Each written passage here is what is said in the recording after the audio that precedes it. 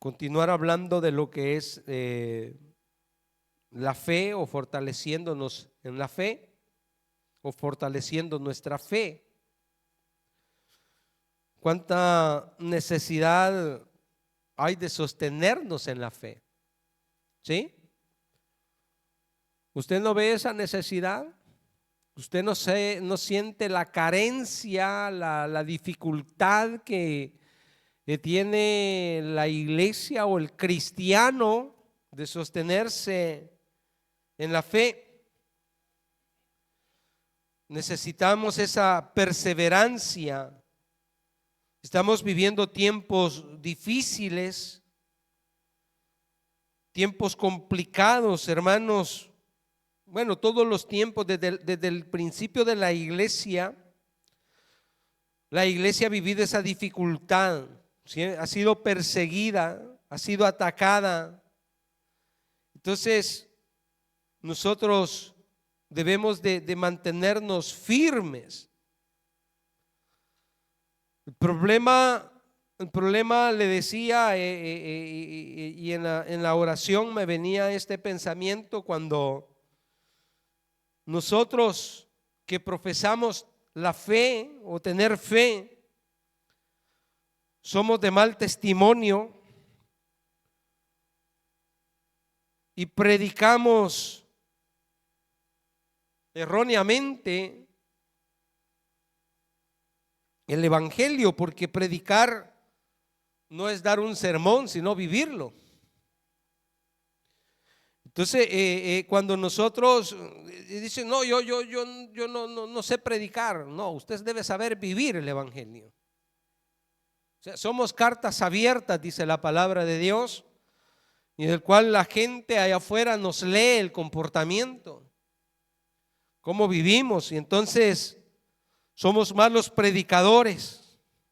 No debemos evaluar la persona por un buen sermón. Debemos evaluar a la persona por su estilo de vida. Entonces, el problema de hoy de la iglesia es que los líderes de las iglesias, los responsables de las iglesias, estamos utilizando los altares para modelar, para dar a conocernos a nosotros. Y no es eso lo que Jesús nos mandó. Jesús nos dejó escrito cómo teníamos que vivir: por sus frutos los conoceréis. Entonces es importante, hermanos, que nosotros vayamos evaluando nuestro nivel de madurez que hemos alcanzado por la práctica de la palabra de Dios. Porque cuando nosotros no somos lo que decimos ser,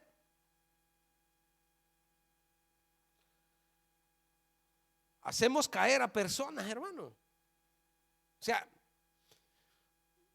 todos hemos vivido estas experiencias, ¿no? Cuando estamos recién convertidos y llegamos a la iglesia, a todos los hermanos le vemos la aurora, la aureola, ¿cómo se llama? ¿Sí? Esa cosita que tienen los santos, ¿no? Vemos, a todos los vemos con alas y los vemos con el rostro como el de Moisés. Sí, vemos santos a todos.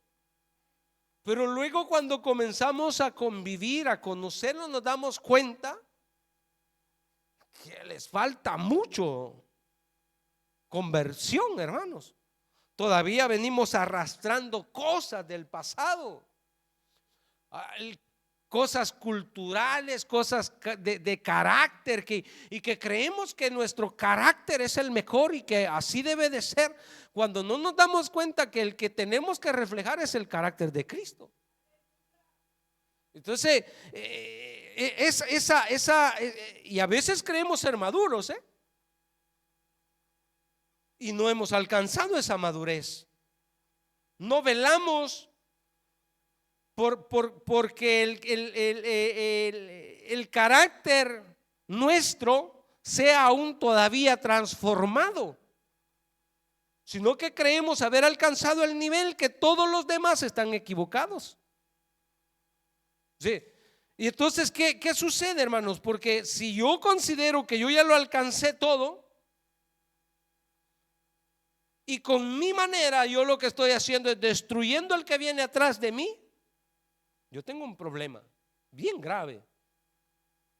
Bien grave, hermanos, que yo, en vez de ser de edificación de la iglesia, estoy debilitando al que ya es débil en la fe y que necesita que se le ayude a crecer, llevar a Cristo, que no mire al hombre, pero no significa que no mire al hombre porque yo quiero autodefenderme de mi mal comportamiento.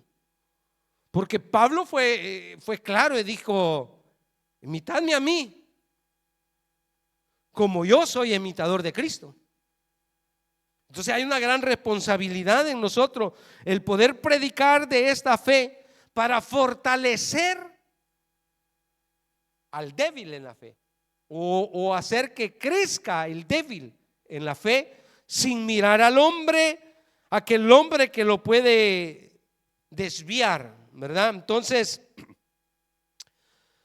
cuando iniciamos esta serie de la defensa de nuestra fe, era con ese propósito de que nosotros podamos fortalecernos y ni lo externo, ni lo que el mundo está viviendo o el ataque del mundo hacia la iglesia pueda destruir nuestra fe, pero también ni que adentro de la iglesia los conflictos internos de la iglesia me vayan a debilitar. Con ese propósito iniciamos esta meditación de que nosotros podamos construirnos o esas columnas donde vamos a estar sostenidos hasta que Cristo venga o que Él nos llame a su presencia.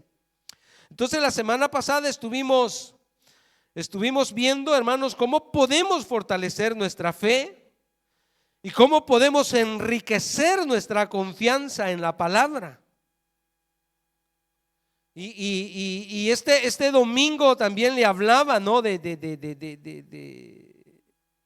la importancia de tener ese fundamento en el conocimiento de Dios, porque es allí donde nosotros nos fortalecemos. Y Oseas lo dice en su palabra también: mi pueblo se perdió por falta. Entonces mi deber como líder o como pastor es enseñarle, instruirle, porque yo no voy a estar en su trabajo, yo no voy a estar en su casa.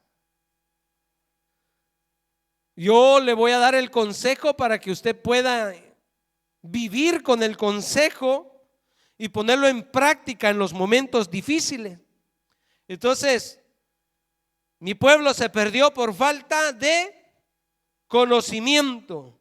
Pero que le decía el domingo, el conocimiento no viene en pastillas ni en jarabe. No es que usted ahí en la puerta le dice: tome la pastillita de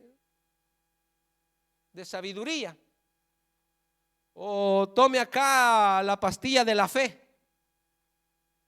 No, acá, hermanos, el conocimiento viene a través de la palabra. Cuando leemos la palabra viene la revelación, y cuando viene la revelación es que yo debo actuar con sabiduría, porque para eso es el conocimiento de la palabra, adquirir el conocimiento en la palabra. Cuando adquiero el conocimiento, siendo que la palabra es viva y es eficaz, me da la revelación, que es a través del Espíritu. Cuando me da la revelación, está en mí tomar una perfecta o buen camino, tener la capacidad de actuar con sabiduría. Entonces es importante, ¿verdad?, que nosotros vayamos aprendiendo y vayamos actuando, porque no tenemos que ser solo oidores, sino hacedores. Entonces Jesús, imagínense, Jesús se enfrentó a un grupo de hombres conocedores de la palabra, pero no tenían la revelación, porque Jesús les dijo: vayan y escudriñen la escritura, porque a ustedes les parece que en ellas encontrarán la vida eterna, pero no se han dado cuenta que ella habla de mí. O sea, ya desde el momento, por eso le digo, la revelación viene cuando yo voy ya con un concepto a querer aprender y dejarme guiar por la palabra, no para discutir de ella, porque ese era el punto de los fariseos. Los fariseos andaban con los rollos, andaban con la palabra, no para ponerla en práctica, sino para atacar al prójimo. Y no es así que funciona. O sea, yo la debo de leer para yo alimentar mi conocimiento y actuar con sabiduría. Entonces, es importante, le decía, que nosotros vivamos a la luz de la palabra. No tenemos que vivir por lógica, sino que tenemos que vivir por fe. Ahí nos quedamos, en la fe, en la convicción.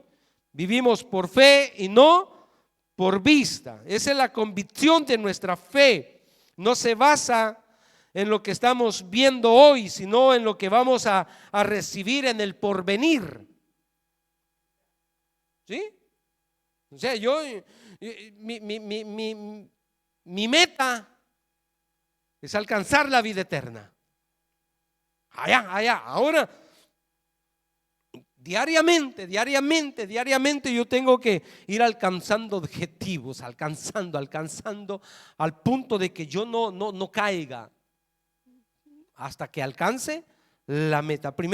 Segunda de Corintios 4:18 dice: no mirando las cosas que se ven, pues las cosas que se ven son temporales, pero las que no se ven son eternas. O sea, vino un problema, pasará. Vino una bendición, no me puedo aferrar de ella porque pasará. O sea, todo pasa. Pasé un momento de angustia, pasará. Viene un momento de gozo. Aleluya, gracias por ese momento, pero no me tengo que demoralizar cuando entre en otro periodo. Esa es la fe, hermano. O sea, y el Señor nos dejó una gran enseñanza en las 4 estaciones del tiempo, del año. Esta semana nos dan 40 grados, hasta la otra, pero pasará. Y yo le pido al Señor que nos dé la fuerza para poder pasar, hermano. Entonces ya tenemos el meteo, hermanos, que nos anticipa y nos dice: viene este tiempo. Entonces ya nos vamos preparando y pidiéndole al Señor que nos fortalezca. El que está sano y joven, hermanos, quizás no la ve con tanta dificultad, pero el que tiene sus achaques, sus enfermedades, el que tiene baja la presión, alta la presión, el que tiene diabetes, el que tiene todas estas enfermedades que el calor les puede causar, el que está pasando, imagina el que está pasando por la andropausia y la menopausia y con estos calores, hermano. Sí, eso es tremendo, o sea, es sofocante. Entonces tenemos que enfocarnos, como dice acá, no mirando las cosas que se ven, pues son temporales. No vaya a ser que una cosita de estas, hermano, me lleve a la murmuración delante de Dios. Murmuramos muchas veces. Usted vaya afuera y usted va a ver que la gente cómo se lamenta, este calor, que este frío, que este tiempo, que llueve, que no llueve, por todo se lamenta. Pero si Dios ya lo dejó establecido que habrán esas 4 estaciones, tenemos que soportarlas. Entonces esos son los tiempos que vivimos, pero ninguna de esas cosas nos tienen que hacer desmayar nuestra fe. Hablábamos de Abraham, cómo Abraham ofreció a su hijo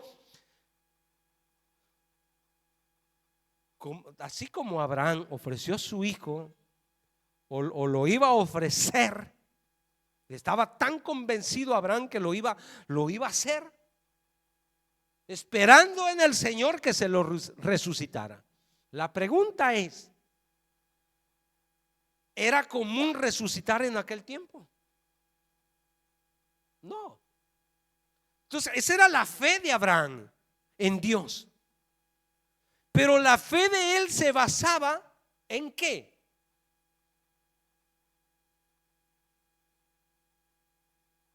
En las promesas que Dios le había dado. Él le había dicho: en él te serán benditas. En él tú vas a fructificar y te haré padre de multitudes. Entonces Abraham dice: bueno, yo no sé cómo Dios va a hacer, porque no podemos entender a Dios, hermano, conocer a Dios en profundidad. Dice la palabra de Dios que Él nos ha revelado lo necesario para nosotros, pero que hay cosas ocultas que solo Él las conoce. Bueno, Pablo dice que fue trasladado, no sabe si en el cuerpo, no sabe cómo, dice, pero que vio cosas inefables que no se le permitió revelarlas. Entonces la fe de Abraham se sostiene en eso, en las promesas que Dios le había dado. Y se lo decía en estos días, o sea, Dios, hermanos, Dios cumple lo que dice. ¿Cómo lo va a hacer? Solo Él lo sabe. Entonces, esa era la fe que tenía Abraham, fundada en la palabra de Dios, en las promesas de Dios. Entonces, esa misma fe debe de estar nosotros fundada en la palabra de Dios, en lo que Dios ha dicho. Entonces no podemos vivir por lógica, sino por fe. Nosotros estamos en la misma condición, hermano, porque nosotros esperamos la venida de Jesús. Y dice que seremos arrebatados. ¿Acaso sucede eso de continuo? No.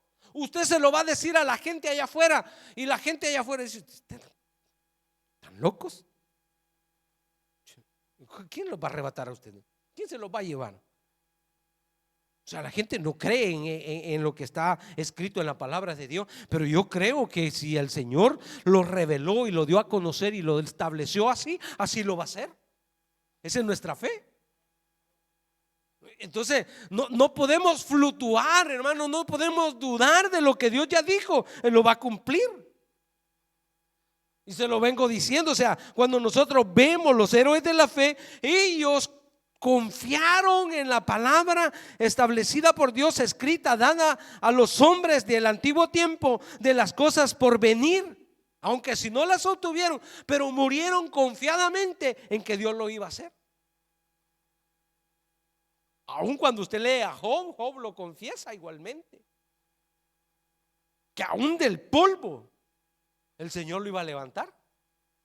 Entonces es allí donde nosotros, hermanos, confiamos en la palabra. Estamos hablando de la convicción de nuestra fe, la perfecciona en las acciones que nosotros tenemos. Por eso Santiago dice que la fe sin obras está muerta, es muerta. Entonces nosotros tenemos que tener acciones, debemos de actuar con fe. Vea lo que dice Segunda de Tesalonicenses 1:3.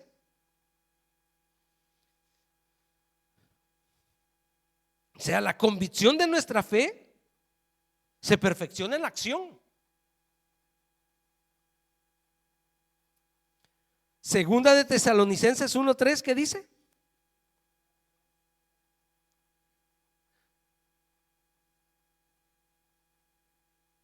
Segunda de Tesalonicenses 1:3. Debemos siempre dar gracias a Dios por vosotros, hermanos, como es digno, por cuanto vuestra fe va creciendo, ¿sí? y el amor de todos y cada uno de vosotros abunda.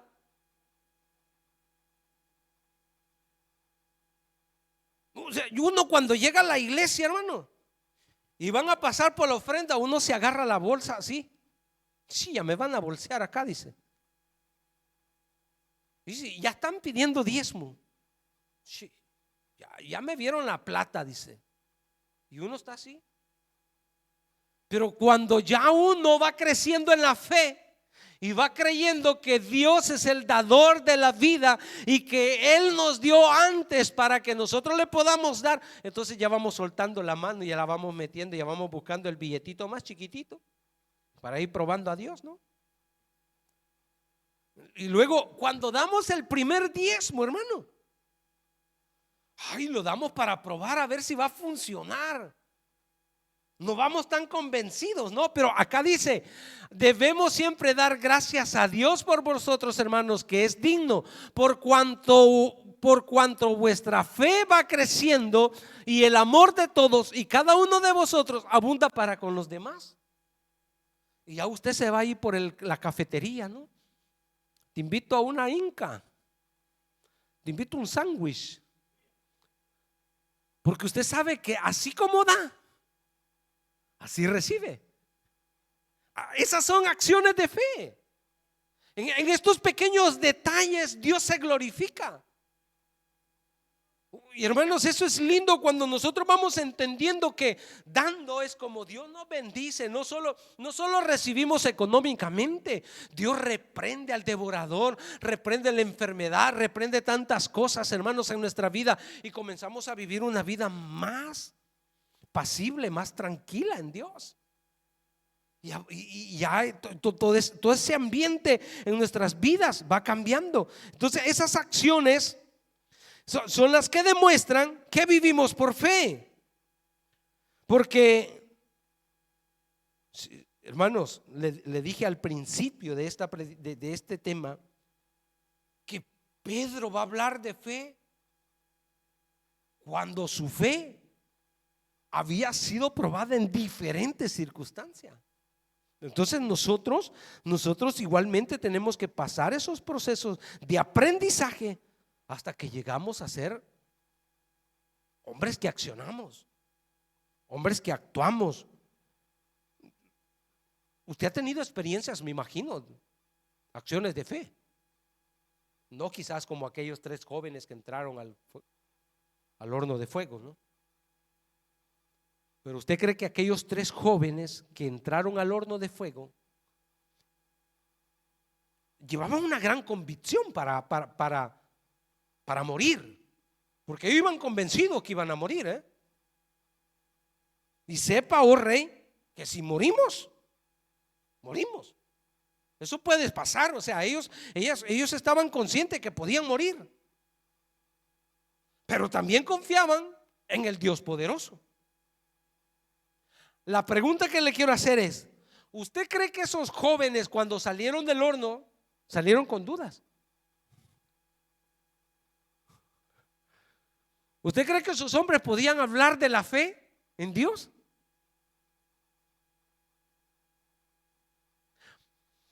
Ahora debemos entender eso, hermanos, que nuestras pruebas o las dificultades que nosotros pasamos no es porque Dios quiere debilitarnos, quiere fortalecernos.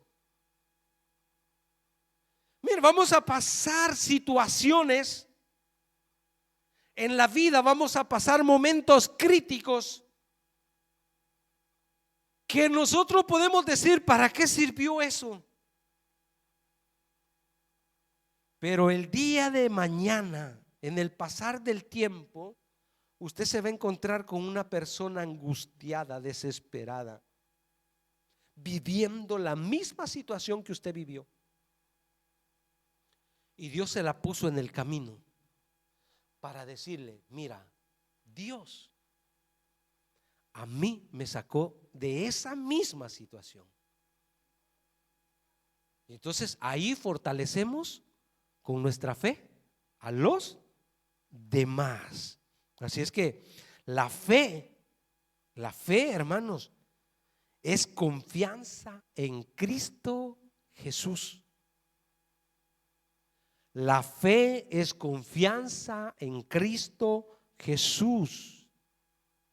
O sea, todo lo que yo voy adquiriendo en mi avanzar de este camino de la fe, todo viene porque yo estoy fundamentado en Cristo Jesús.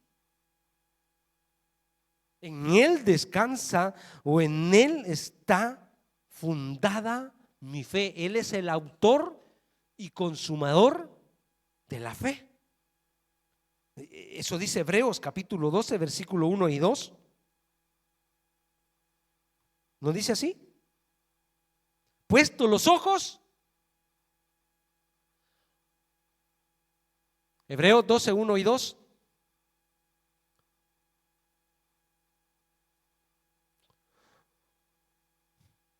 Por tanto, nosotros también, teniendo en derredor nuestro grande nube de testigos, despojémonos de todo peso y del pecado que nos asedia, y corramos con paciencia la carrera que tenemos por delante. ¿Sí? Sí, no dice que ya llegamos al fin de la carrera, sino una carrera que tenemos por delante. Tendremos dificultades, pruebas, de todo va a pasar en ese camino. Pero ¿dónde tiene que estar nuestra mirada? Versículo 2. Puesto los ojos en Jesús, el autor y consumador de la fe, el cual por el gozo puesto delante de él sufrió la cruz, menospreciando el oprobio, y se sentó a la diestra del trono de Dios. Pero él es el autor y consumador. Así es que nosotros, hermanos, tenemos que poner la mirada en Él, la confianza en Cristo Jesús. Eso es fe, hermanos. La palabra griega traducida de fe es pistis. Es pistis, que significa fidelidad, confianza. Fidelidad, confianza. ¿Usted puede confiar en usted? Pregunto, ¿alguna vez usted se ha hecho una promesa y no se la ha cumplido? Ni usted mismo. Prometo, uy, hermanos, ¿cuántos prometen a diciembre, no? Prometo que el otro año me pongo a dieta y salgo a correr.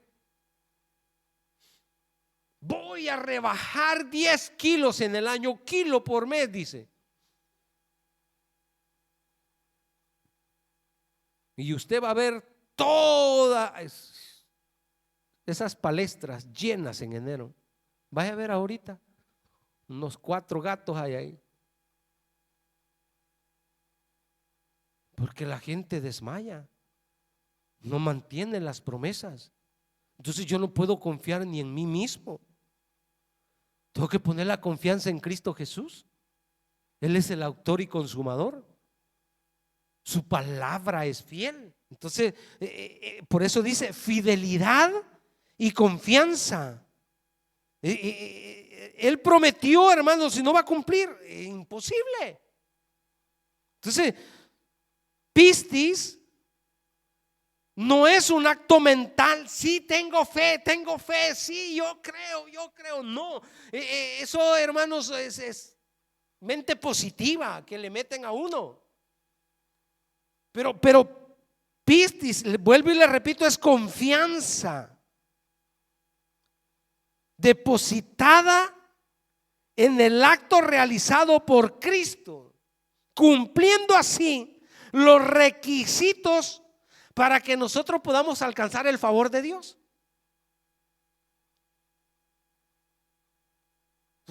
Es que se buscaba, dice la Biblia, se buscaba quien pudiera cumplir los requisitos, y no se halló. Y él dijo: heme aquí. Y él vino para morir y darnos la oportunidad de alcanzar el perdón de Dios. Es porque yo tengo que ir a Él. Porque yo no lleno los requisitos, o sea, yo no tengo ningún mérito para alcanzarlo. Entonces, pistis era la palabra que se utilizaba también para hacer un pacto, porque ambos confiaban en cumplir la posición correspondiente. ¿Por qué fe, hermanos? Es esta confianza que yo debo de depositar en el acto de Cristo. Y cuando yo deposito mi fe, mi confianza en los actos realizados por Jesús, yo voy a tener otra perspectiva. Vea lo que dice Primera de Corintios, capítulo 15, versículo 12 al 14.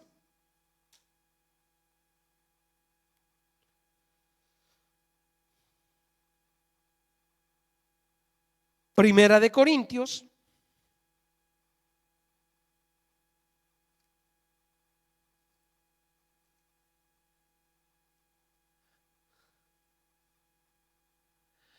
pero si se predica de Cristo que resucitó de los muertos, ¿cómo dicen algunos entre vosotros que no hay resurrección de muertos?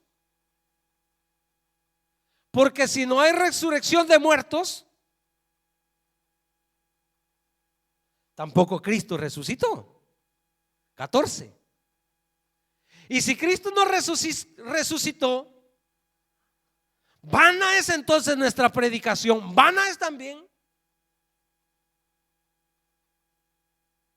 O sea, si yo no creo en las obras realizadas por Cristo, todo lo que Él hizo, todo lo que Él cumplió, todo lo que Él logró,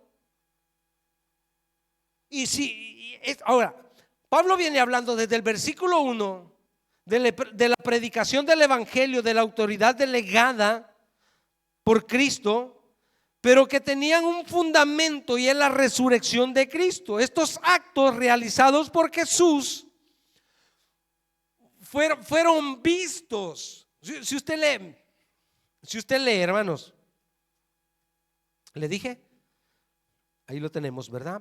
Pero si usted lee desde el versículo 1, después lo va a leer a su casa. El versículo 3 dice: porque primeramente os he enseñado lo que asimismo recibí, que Cristo murió por nuestros pecados conforme a la Escritura, y que fue sepultado y que resucitó al tercer día conforme a la Escritura, y que apareció a Cefas y después a los 12, después apareció a más de 500 hermanos a la vez, de los cuales muchos viven aún y otros ya duermen. O sea, había algo, un fundamento en ese entonces cuando Pablo está escribiendo a los corintios, de los cuales los corintios no podían negar, porque habían testigos vivos todavía de que habían visto la resucitación de Jesús. Ahora, nosotros creemos, vuelvo y le repito, nuestra fe se va a alimentar por la palabra. Yo creo en la palabra. Entonces, vean lo que dice el versículo 17, el 23, siempre de ese capítulo, del 17 al 23. Y si Cristo no resucitó,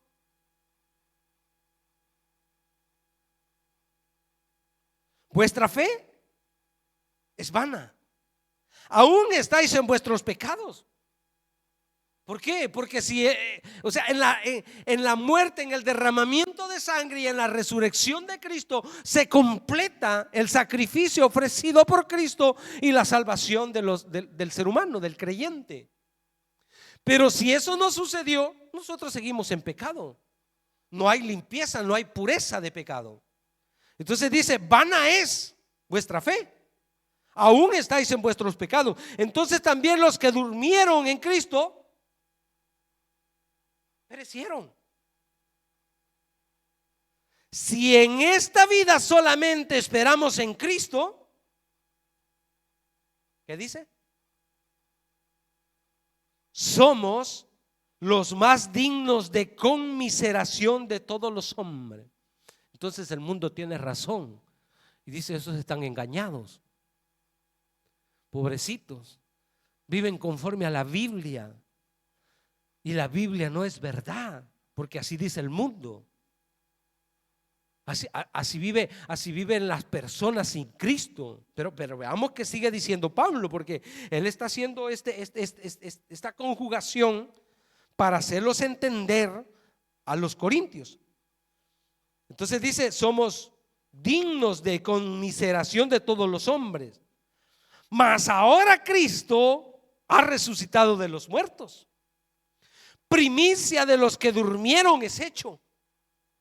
Y nos vamos a los evangelios y nos vamos a Hechos y encontramos esos actos de Jesús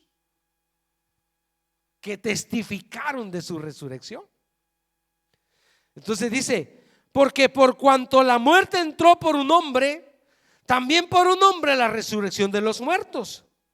Porque así como Adán todos mueren, también en Cristo todos serán vivificados, pero cada uno en su debido orden. Cristo las primicias, luego los que son de Cristo en su venida. Eco porque nosotros confiamos en Cristo Jesús, y que a su debido tiempo o Él vendrá o moramos, y Él regresará y aún de la tumba nos levantará, porque así dice su palabra. Entonces nosotros tenemos una certeza, una convicción de que vamos a resucitar.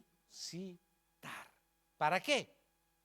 Para vida eterna, no para condenación, sino para vida eterna. Entonces, lo que Pablo está haciendo acá es corrigiendo los errores de los corintios, el desorden que se había formado, porque, hermanos, como inicié en la meditación diciendo, cuando nosotros ponemos la mirada en el hombre, nos van a desviar. Al inicio de la carta dice que los corintios decían: yo soy de Pablo y yo de Apolos, otros de Cristo. Y Pablo tiene que ir a corregir eso y decirle: ustedes no pueden poner la mirada en nosotros los hombres, tienen que poner la mirada en el autor de la fe, en lo que Jesucristo hizo en la cruz. Entonces, Cristo es digno de confianza y es donde nosotros debemos depositar nuestra fe. Romanos 3, 25, 26. Gloria al Señor. Romanos 3, 25, 26. Hermanos, que después le vengan a decir cosas, usted ya está bien fundamentado. ¿Qué dice? A quien Dios puso como propiciación por medio de la fe en su sangre.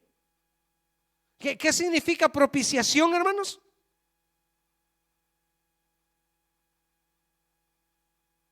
Nada. Expiación, apaciguar.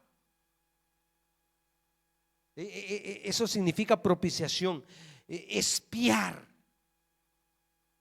Hay un sacrificio que Jesús ofreció por su sangre para que nosotros podamos acercarnos a Cristo.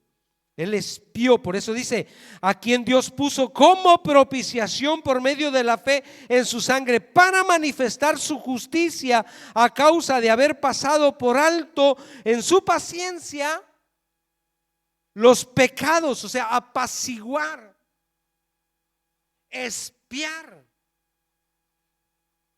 Qué bueno es nuestro Dios, hermanos.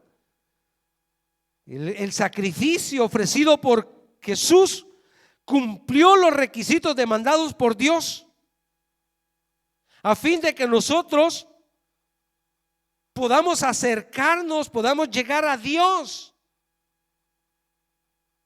Él es el mediador. Él es el que expió nuestro pecado. Entonces, le dije 26 también, ¿verdad? Con la mira de manifestar en este tiempo su justicia, a fin de que Él sea el justo y el que justifica al que es de la fe en Jesús.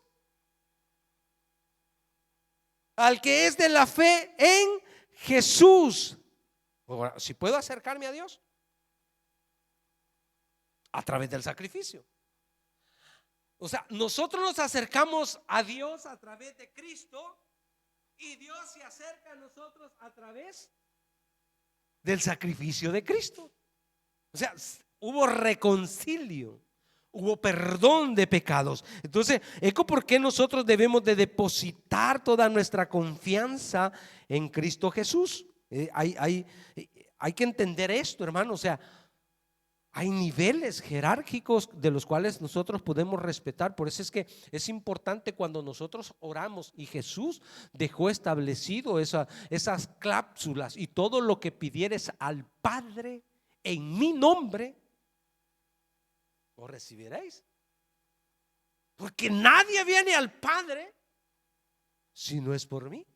Entonces, esta fe debe de estar depositada en Él, hermano. Y lo vemos, por eso le decía, en las posiciones jerárquicas o las posiciones delegadas que recibimos, se puede ver ese movimiento, ¿no? En los discípulos se recuerda cuando vinieron aquellos griegos que querían hablar con Jesús. Y entonces se acercaron a los discípulos. Le dijeron: nosotros queremos hablar con Él, que nos hable de esto, de lo que tanto se habla por ahí. Y entonces Jesús vio esa necesidad, porque había gente hambrienta por la palabra. Entonces nosotros debemos de saber. Por eso es que dice la palabra de Dios que nosotros somos embajadores también de Dios, de Cristo, y tenemos esa responsabilidad de llevar la palabra, el evangelio. Pero acá estamos hablando de lo que es la fe, esa confianza para acercarme a Dios. Entonces, la contraparte de la fe es siempre la incredulidad. Y como lo dice estos versículos que hemos leído: por un hombre cayeron todos, pero también por uno otros serán salvos. Entonces, nosotros debemos conocer esta posición. ¿Dónde estamos? ¿Somos de fe o somos de los que dudan de la palabra de Dios, del sacrificio de Cristo? Entonces, la convicción de nuestra fe, que está basada en el sacrificio de Dios, en el poder de Dios, basada en el sacrificio de Cristo, en el poder de Dios. ¿Qué dice Primera de Corintios 2:5?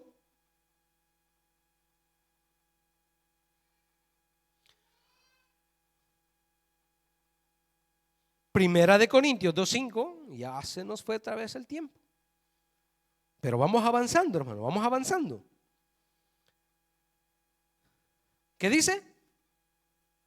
Para que vuestra fe no esté fundada en la sabiduría de los hombres, sino en el poder de Dios. Sino en el poder de Dios. Entonces, la fe es el instrumento, es la llave que abre el poder de Dios. O sea, yo he leído en la Biblia, hermanos, cosas que Dios ha hecho a los que le han creído, que han puesto su confianza en Él. Y entonces cuando yo leo eso, yo digo: entonces Dios lo puede hacer conmigo también. Yo puedo confiar en lo que Él ha hecho, no en mis capacidades, porque tienen límites. Yo me veo con tantas dificultades, me veo, hermanos, con tantas cosas que me bloquean, pero luego le pido a Dios sabiduría, y luego le pido a Dios que quiero depender de Él, y luego viene canalizado y Dios me va guiando. Y Dios va poniendo, mi hermano, esas cláusula para que yo vaya confiando. ¿Ha visto a los niños que cuando comienzan a caminar, usted puede ser desconocido para el niño y le dice, venga, venga, no se mueve, está ahí y mejor se sienta? Pero si adelante está la mamá, adelante está el papá y le dice, venga, venga, venga, él se deja ir, porque él confía que su mamá y su papá no lo dejarán caer. Acá puede estar un niño y yo le digo, tírese, tírese. No es confiable. Pero si está su papá y su mamá y le dice, venga, él se abandona y se tira, porque sabe que su mamá y su papá lo sostienen. Entonces, esa debe de ser nuestra confianza, hermanos, en Dios. Que hoy tenemos esa posibilidad de acercar. Póngase de pie. Segunda de Corintios 12:9, cerramos ahí.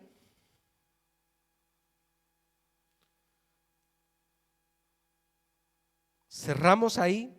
Le dijo Dios a Pablo, mi poder y me ha dicho, bástate mi gracia, porque mi poder se perfecciona en la debilidad. Por tanto, de buena gana me gloriaré más bien en mis debilidades, para que repose sobre mí el poder de Dios. Ay, usted no quisiera ser débil, quisiera ser fuerte, poderoso, capaz de todo, pero dice el Señor, no, te vas a llevar la gloria. La gloria es de Él, el poder es de Él. Ahora, Pablo tenía de qué gloriarse. ¿Altro qué? Y entonces el Señor dice, no, acá te hago entender una cosita. Mantiénete ahí,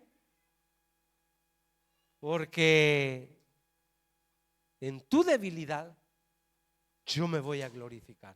Entonces nuestra confianza, hermanos, siempre tiene que estar en el sacrificio, en la palabra y en el poder de Dios. Damos gracias al Señor por la meditación de la palabra, por lo que Dios ha hecho en la oración. Lindo nuestro Dios, como nos está ministrando y como Dios está llegando a nuestros corazones. Así es que no se quede los miércoles, los viernes. Recuerdes, el sábado también estamos en nuestro ayuno, ¿verdad? Así es que hay actividades de las cuales pues tenemos que ser parte. Y así creceremos espiritualmente y nuestra carne va muriendo. Amén. Cierre sus ojos y le decimos, Padre, te damos gracias en el nombre poderoso de Jesús. Gracias, Señor, por permitirnos estar en tu casa para alabarte, para glorificarte.